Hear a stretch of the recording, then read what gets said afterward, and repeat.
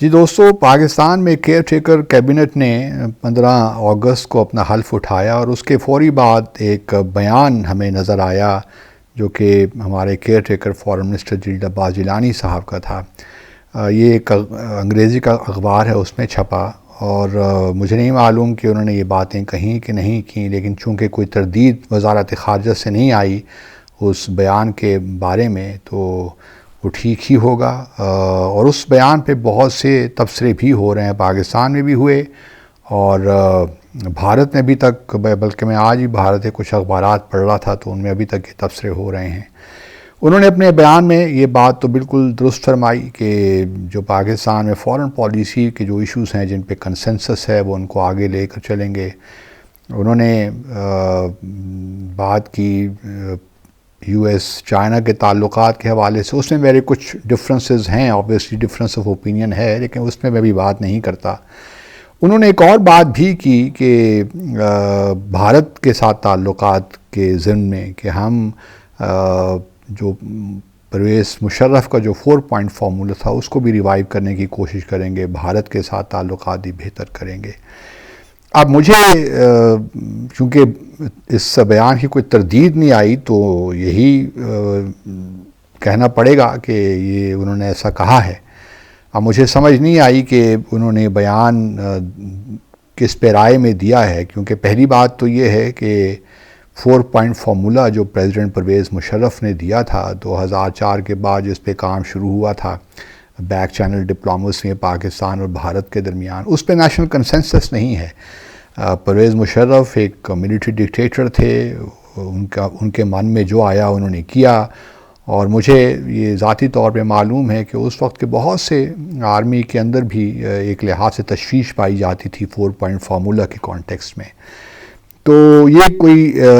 جو ہے انہوں نے اپنے طور پہ ایک کوشش کی کہ بھارت کے ساتھ ایک پائیدار امن ہو، اور اس حوالے سے انہوں نے ایک 4 پوائنٹ فارمولہ پیش کیا جس میں پاکستان میں ابھی بھی تنقید ہوتی ہے، میں خود اس کا ناقد رہا ہوں، اور اس صرف پاکستان میں نہیں بلکہ اس وقت کی جو حریت تھی اس میں بھی ایک مختلف آراء پائی جاتی تھیں۔ سید علی شاہ گیلانی مرحوم وہ تو بالکل اس کے اوپنلی خلاف تھے، ان کا خیال یہی تھا کہ ہم جو ہے اپنے اصولی جو موقف ہے پاکستان کا کشمیر پہ اس سے ہم پیچھے ہٹے ہیں، اور یہ کہیں جائے گا بھی نہیں۔ انہوں نے یہ بھی کہا تھا کہ یہ بھارت کی ایک لحاظ سے آپ کہہ لیجئے کہ اس کی ایک چالاکی ہے کہ وہ پاکستان کو اس قسم کے مذاکرات میں الجھا رہا ہے، حالانکہ اس کا نتیجہ نکلنا کچھ نہیں ہے، کیونکہ بھارت کے عزائم بڑے واضح ہیں کہ وہ کیا چاہتا ہے مقبوضہ جموں اور کشمیر کو لے کر۔ تو پہلی بات تو یہ ہے کہ اس پہ کوئی نیشنل کنسنسس نہیں ہے، تو پھر اس کا ذکر کرنا بھی کیا چی معنی دارت۔ اور پھر ایک بات کو اور بھی خیال رکھنا چاہیے میرے خیال میں اس کیئر ٹیکر سیٹ اپ کو، کہ یہ کیئر ٹیکر سیٹ اپ ہے، یہ وہ بنیادی جو فیصلے ہیں فارن پالیسی کے میدان میں وہ نہیں کر سکتے۔ اگر اس میں کچھ تبدیلی لانی ہے تو اس کے لیے پھر ضروری ہے کہ ایک لوگوں کا نمائندہ جو ہے پارلیمنٹ ہے یا جو بھی ایک ڈسپنسیشن ہے وہ ہیلم میں ہو، وہ پھر فیصلے کرے، کیونکہ 5 اگست 2019 کے بعد جو بھی فیصلے ہوئے آپ اس سے ایگری کریں ڈس ایگری کریں وہ ایک الگ بحث ہے، لیکن ایک منتخب حکومت نے ایک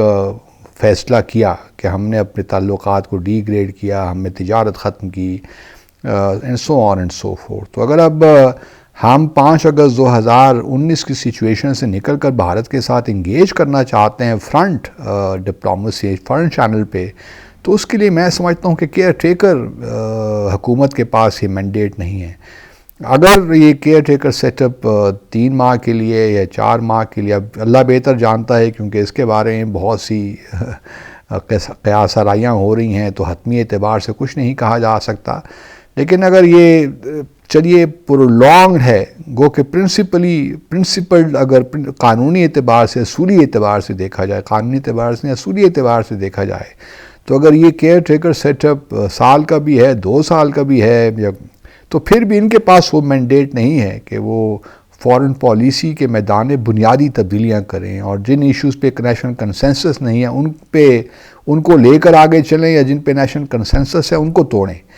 یہ بنیادی نقطہ، اس لیے جب میں نے پرویز مشرف کا بھی کہا، وہ نیشنل کنسنسس کوئی نہیں تھا، چونکہ وہ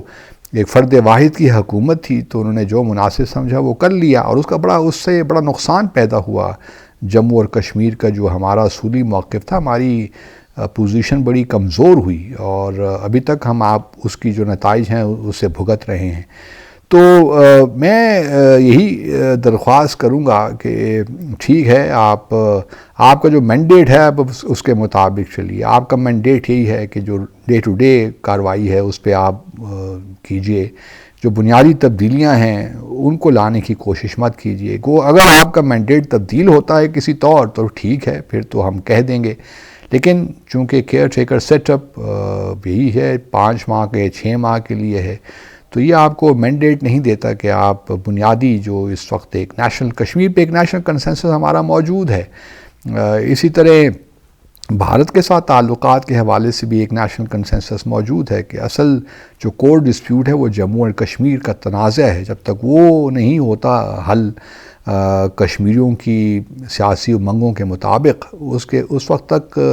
پاکستان اور بھارت کے درمیان پائیدار اور دیرپا امن آ ہی نہیں سکتا۔ تو یہ وہ بنیادی ایک کنسنسس ہے جو کہ موجود ہے، اور میں نہیں سمجھتا کہ کیئر ٹیکر گورنمنٹ کے پاس یہ اختیار ہے یا ان کا مینڈیٹ ہے کہ وہ اس کنسنسس کو توڑیں۔ بس اور اس قسم کے بیانات سے بھی میں سمجھتا ہوں گریز ہی کرنا چاہیے، کیونکہ اس سے مزید کنفیوژن پھیلتی ہے، اور ابھی بھی اگر آپ بھارت کا میڈیا دیکھیے تو وہ انٹرسٹڈ بھی نہیں ہے اس وقت آپ کے ساتھ گفتگو کرنے کے لیے، مذاکرات کرنے کے لیے۔ میں پہلے بھی کئی بار کہہ چکا ہوں کہ یہ وقت نہیں ہے اس قسم کے بیانات دینے کا۔ یہ بیانات دے کر ہم صرف اپنی کمزوریوں کا اظہار کرتے ہیں اور اس سے حاصل کچھ نہیں ہوتا۔ تو یہ وقت نہیں ہے، بھارت آپ کے ساتھ انگیج نہیں ہوگا، آپ جو بھی کر لیں۔ اگلے سال بھارت میں لوک سبھا کے الیکشنز ہیں، اس وجہ سے ہمیں ان بیانات سے پرہیز ہی کرنا چاہیے، میں سمجھتا ہوں، اور کوئی ایسی بات نہیں کرنی چاہیے جو ایک لحاظ سے ہمارا ایک مذاق بھی بن جائے بھارت میں۔ اور بھارت کے اگر آپ میڈیا پڑھیں تو وہ یہی سمجھتے ہیں کہ پاکستان تو مرا جا رہا ہے، بھارت کے ساتھ مذاکرات کے لیے، تجارت کے لیے ہم مر رہے ہیں کیونکہ ہماری اکانومی کے برے حالات ہیں۔ تو پاکستان ٹھیک ہے، یہ کچھ حلقوں میں یہ چیز پائی جاتی ہوگی، ان کا خیال ہوگا کہ ہم بھارت کے ساتھ ریچ آؤٹ کریں، ان کے ساتھ انگیج ہوں، لیکن میں سمجھتا ہوں کہ یہ وقت نہیں ہے،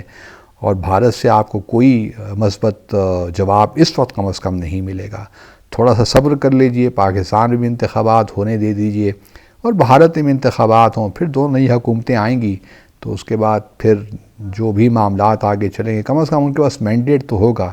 ایک پاپولر مینڈیٹ۔ تو میری تو یہی کچھ گزارشات ہیں۔ امید ہے آپ ان گزارشات کو